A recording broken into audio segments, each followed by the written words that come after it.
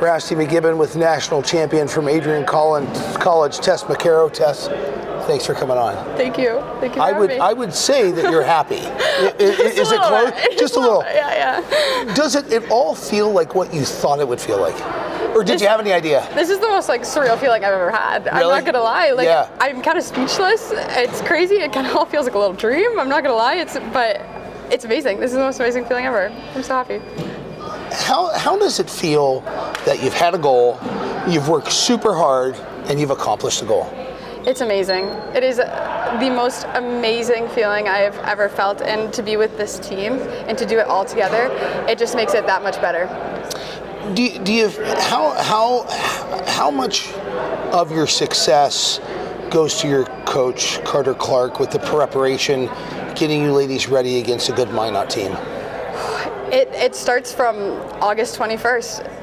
Every single practice we've done, every single lift, off ice, speeches and everything, mentally preparing us, physically preparing us starts right at the beginning, and that is what brought us to this moment right now.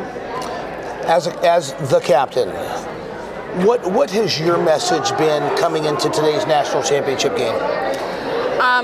Well, first of all, extremely proud of the girls.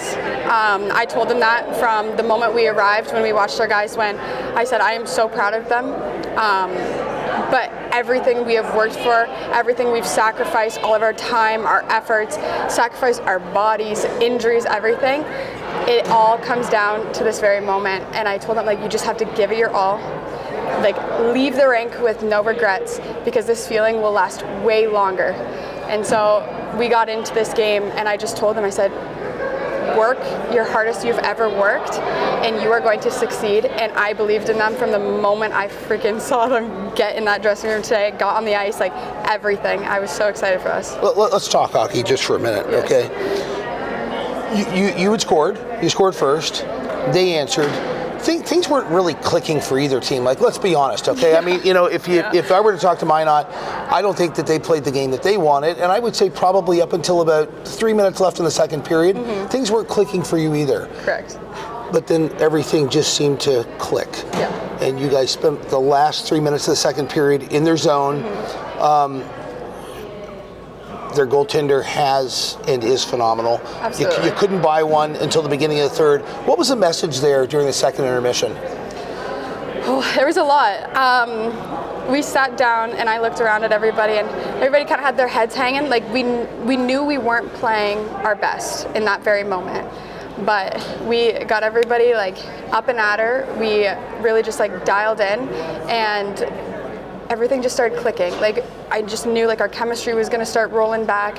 Everybody got excited again, and when we stepped onto the ice, and it was just right off that first face-off, every pass, every movement, it all just started working for us. And that's what happens. You got to go out. You got to have the best shift of your life, right? Right off that face-off, and after that, we had this feeling everything was just going to keep rolling. Everybody's energy was just going to keep rolling. And in that dressing room, once everybody started getting all hyped up and excited, and we just put our foot forward, and we just started rolling from there. It was just awesome. As a captain, there's not only the hockey that you have to play, but the leadership that you have to provide. When on the ice did it start to set in that it was going to become a reality? Honestly, it was after we scored our second goal. Okay. We were tied up for a little bit, and we scored our second goal, and I looked down the bench, and you could just see these smiles on everybody's faces, and I knew from there on out, we were just so mentally prepared. We just knew we wanted it more, and I just told him, we just have to keep rolling. We have to play our game.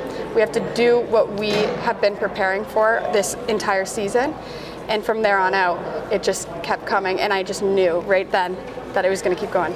You know, hockey's a team game. Yep. Thank you, Captain Obvious. But great individual effort today by Chloe Burt and Macy Pichet. Absolutely. Talk to me a little bit about those two. Oh, they have just been so amazing all year. Chloe has been our rock. She has been the biggest support system.